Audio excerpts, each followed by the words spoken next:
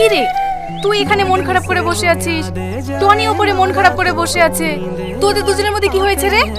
কি আবার হবে? কিছু হয়নি। দেখ সালমা, কাল তো টনিকে ওইভাবে মারা উচিত হয়নি। একটা ছেলে একটা মেয়েকে প্রপোজ করতেই পারে, তারপরে তুই তার গায়ে হাত তুলবি? সত্যি রে, আমার ভুলই হয়েছে। আমার সামনে বলে কোনো লাভ নেই, যার গায়ে হাত তুলেছিস তার সাথে ক্ষমা চেয়ে নিস।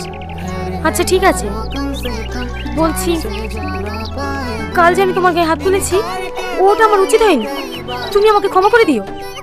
ঠিক আছে, আমি তোমাকে ক্ষমা করে দিয়েছি। তাহলে এবার থেকে তুমি আমাকে ভালোবাসবে তো? না, শুধু তোমার বন্ধুকে মানা করে দিও, আমার পিছনে যেন না লাগে। নি কাল থেকে দেখছি তুই মন খারাপ করে বসে রাখছিস, কি হয়েছে রে তোর? কই না তো আব্বা, কিছু হয়নি। তুই অতটা বড় হইসনি যে তোর বাপের চোখে ফাঁকি দিবি। সত্যি করে বল, কি হয়েছে তোর? আব্বা, আমি একটা কলেজের মেয়েকে অনেক পছন্দ করি।